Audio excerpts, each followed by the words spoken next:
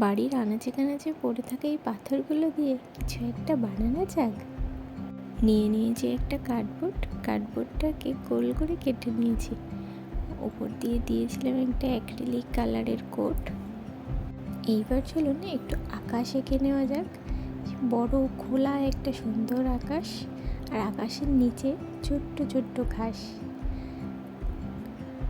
পাথরগুলোকে আটার সাহায্যে সুন্দর করে বসিয়ে নেব।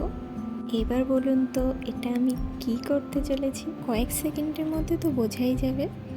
এটা আমি একটা ফুলের আকৃতি দিয়েছি, আর ওই ফুলটিতে প্রতিদিন মধু খেতে আসা একটি সুন্দর প্রজাপতিটাকে আমি স্টোনের উপরেই বানিয়েছি। খুবই এবড়ো খেবড়ো হয়েছিল বলে একটু রং করতে সমস্যাই হচ্ছিল, তবে শেষমেশ হয়ে গেছে। আর প্রজাপতির সুর না থাকলে হয়, ওই রকম ছোটো ছোটো পাথর আমি খুঁজেই পাচ্ছিলাম না, তো রং দিয়ে প্রজাপতির সুর করে নিয়েছি। তো কেমন লাগছে আমার ফুল আর প্রজাপতিকে?